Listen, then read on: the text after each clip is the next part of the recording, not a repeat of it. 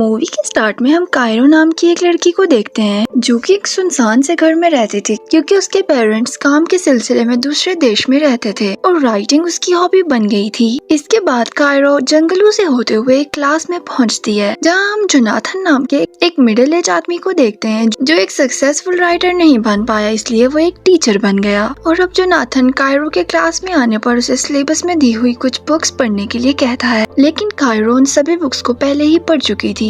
तभी वहाँ पर विनी नाम की एक और लड़की आती है जो इसी क्लास की स्टूडेंट और कायरो की अच्छी दोस्त भी थी। तभी वो दोनों कुछ खाने के लिए क्लास से बाहर चली जाती हैं। फिर जोनाथन को कायरो की बुक्स में एक अडल्ट बुक दिखाई देती है जिसे खोलकर वो पढ़ने लगता है। इसी दौरान जोनाथन का दोस्त बोरन भी उससे मिलने के लिए उसकी क्लास में आता है और वो जोनाथन से वो बुक लेकर पढ़ने लगता है। और इसी दौरान वो कायरो के पास जोनाथन की लिखी हुई बुक को देखकर काफी ज्यादा हैरान होते हैं। फिर रात में हम जोनाथन की भाई बेट्रीज को देखते हैं जो कि अपने काम में काफी मसरूफ थी। तब जोनाथन उसका ध्यान अपनी तरफ लाने के लिए उसे बताता है कि आज स्कूल में एक स्टूडेंट मेरी लिखी हुई बुक को पढ़ रही थी। तभी बेट्रीज को उसके काम से कॉल आती है और कॉल के बाद वो दोनों साथ मिलकर ड्रिंक करने लगते हैं और दोनों इंटीमेट होने ही वाले थे कि तभी बेट्रीज को दोबारा से कॉल आ जाती है और जोनाथन अनसेटिस्फाइड ही रह जाता है। फिर अगले दिन जोनाथन वो सारी बातें बोरिस को बताता है जिसपे बोरिस उस पर काफी हंसने लगता है। तभी वो दोनों जंगल से आते हुए कायरो को देखते हैं। तभी जोनाथन कायरो से पूछता है कि क्या तुम्हें इस जंगल से आते हुए डर नहीं लगता, जिस पर कायरो मुस्कुराकर ये कहती है कि इस जंगल में सबसे खौफनाक चीज मैं खुद हूँ, जिसे सुनकर जोनाथन हंसने लगता है। और इसके बाद स्कूल में विनी जानबूझकर बोरिस के सामने अपनी बुक्स गिराने लगती है। जब बोरिस उसके पास आता है तो उसके साथ फ्लर्ट करने लगती है और ऐसा करते हुए कायरो ने भी उसे देख लिया था। इसके बाद वो दोनों कायरो के घर जाते हैं जहाँ पर कायरो अपनी एक असाइनमेंट को लेकर काफी परेशान थी क्योंकि उसे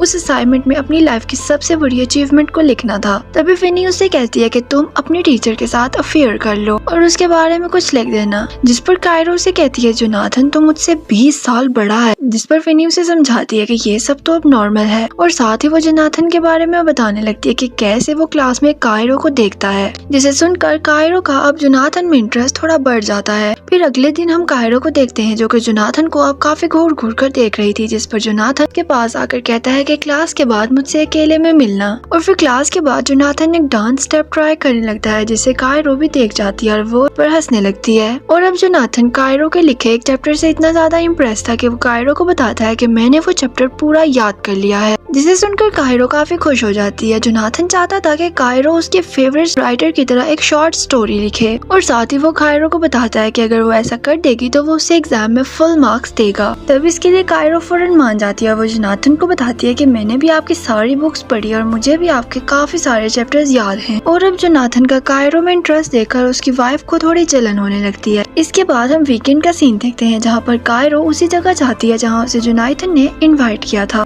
जहाँ जोनाथन आकर उसके साथ बैठ जाता है। तभी एक आदमी पोएम सुना रहा था जिसे जोनाथन काफी गौर से सुन रहा था। तब कायरो जोनाथन को ही देख रही थी और उसके और करीब होकर बैठ जाती है। फिर पोएम खत्म होने के बाद ये दोनों बाहर आकर सिगरेट पीने लगते हैं। अब अगले दिन कायरो जोनाथन के सामने बहुत ही सेक्सी बनकर आती है। तब बोरिस उसको कॉम्प्लीमेंट देता है और वहाँ से उठकर चला जाता है। तब कायरो जोनाथन के साथ बैठकर बातें करने लगती है और वो दोनों काफी करीब भी आ जाते हैं। जिसके बाद जोनाथन की वाइफ उसे मैसेज करती है और बाहर चलने के लिए कहती है। तब क्लास में कायरो जोनाथन को अपने फेवरेट राइटर के बारे में बताने लगती है, लेकिन जोनाथन उसकी बात में इंटरेस्ट नहीं लेता क्योंकि उसे अभी घर जाने की जल्दी थी, इसलिए वो वहाँ से चला जाता है। और इसके बाद हम विनी को देखते हैं जो कि जोनाथन के टेबल पर चढ़कर कायरो के साथ फ्लर्ट करने लगती है और इतने में ही वहाँ बोरिस आ जाता है, जिसे देखकर विनी उसके साथ फिर से फ्लर्ट करने लगती है। अब यहाँ कायरो अपना मोबाइल ढूंढने लगती है जो कि उसे नहीं मिल रहा था। और यहाँ साथ ही हम देखते हैं कि जोनाथन का उसकी वाइफ के साथ बाहर जाने का प्लान कैंसिल हो जाता है क्योंकि उसकी वाइफ कभी भी काम में मसरूफ थी। तभी जोनाथन को कायरो की कॉल आती है।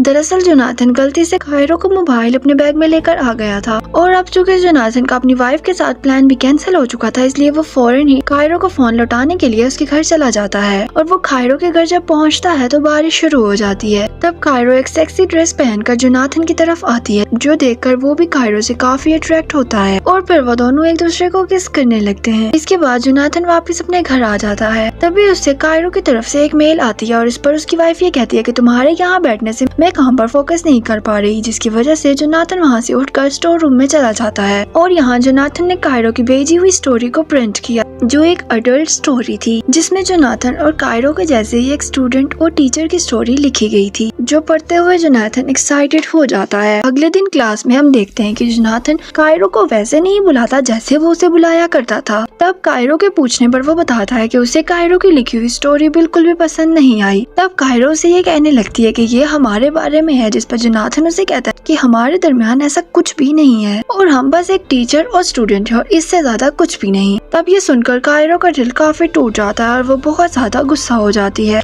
जिस पर जोनाथन उसे कहता है कि या तो तुम ये सब दोबारा लिखो और या मैं तुम्हें एग्जाम में फेल कर दूंगा। अब कायरो काफी गुस्सा करते हुए उसे ये कहती है कि मेरी स्टोरी बिल्कुल परफेक्ट है और तुम सिर्फ डर रहे हो क्योंकि जो तुम नहीं लिख सके वो मैंने लिख दिया। अब कायरो घर जाकर रोते हुए वेनी के साथ ड्राइंग करने लगती है और इसके बाद जोनाथन भी काफी टेंशन में घर आ जाता है, जिसके बाद उसकी पत्नी उससे पूछने लगती है कि तुम्हें क्या हुआ है। अब वो अपनी वाइफ को कायरो की लिखी हुई स्टोरी के बारे में बताता है, जो पढ़कर उसकी वाइफ भी काफी उचेजित हो जाती है। वो जोनाथन के पास आने लगती है। इससे पहले कि वो दोनों कुछ करते, इससे पहले वहाँ बोरिस आ जाता है। तभी वहाँ कायरो अपना ध्यान भटकाने के लिए विनी को कहती है कि वो बोरिस को मैसेज करे। तब विनी मैसेज करके बोरिस को छेड़ने लगती है, लेकिन बोरिस उसकी बात का कोई भी खास रिस्पॉन्स नहीं देता। तभी कायरो बोरिस का ध्यान अपनी तरफ खींचने के लिए एक तरकीब लगाती है और दोनों अपने कपड़े उतार कर न्यूड पिक्चर बोरिस को भेज देती है, जिसे देखकर बोरिस वहाँ से उठकर चला जाता है। तभी बेट्रिस को जोनाथन के स्कूल से कॉल आती है, क्योंकि जोनाथन के स्कूल में जोनाथन और कायरो के बारे में सब पता चल जाता है, जिसे सुनकर बेट्रिस चौंक जाती है कि इतना सब एक स्टूडेंट की लिखी हुई स्टोरी की वजह से हो रहा है। तब वो जोनाथन से पूछती है कि क्या तुमने उस लड़की के साथ कुछ और भी किया है, जिस पर जोनाथन उसे ना में जवाब देता है। फिर अगले दिन हम ये देखते हैं कि जोनाथन और कोया दोनों को प्रिंसिपल के ऑफिस में बुलाया जाता है और उन दोनों से पूछा कि आखिर ये सब क्या हो रहा है, जिस पर कायरो ने कुछ सच बता दिया कि जोनाथन ने मुझे एग्जाम का पेपर एडवांस में दिया था, हमने एक साथ सिगरेट भी पिया और हम स्कूल के बाद भी मिलते रहे। पर जब जोनाथन की बारी आई तो वो सच्चाई बताने में हिचकिचा रहा था, जिसे देखकर प्रिंसिपल सब कुछ समझ गई और उसने जोनाथन को जॉब से निकाल दिया। इसके बाद हम जोनाथन और उसकी वाइफ को देखते हैं, जो कि अपनी वाइफ को बताता है कि उसे जॉब से निकाल दिया गया है, जिसके बाद उन दोनों में काफी ज्यादा झगड़ा होने लगता है और ये लड़ाई इतनी ज्यादा बढ़ गई कि जोनाथन की वाइफ ने उसे डिवोर्स लेने का कह दिया। फिर दूसरी तरफ हम विनी को देखते हैं, जो कि कायरो के पास आकर उसे कहती है कि तुमने ये सब अच्छा नहीं किया, जिस पर कायरो से ये जवाब देती है कि मुझे कोई भी फर्क नहीं पड़ता, उसने मुझे बहुत कमतर समझा था, लेकिन अब उसे पता चलेगा कि मैं कौन हूँ। और इसी के साथ कायरो ने इस सब को अपना ग्रेटेस्ट अचीवमेंट लिखा और आखिर में कायरो बताती है कि जोनाथन के पास ना तो अब नौकरी रही और ना ही उसकी बीवी, उसकी जिंदगी पूरी तरह से झंड हो चुकी है। क्या इसके बाद वो कुछ भी लिख पाएगा? और इसके बाद ये मूवी यहीं पर खत्म हो जाती है।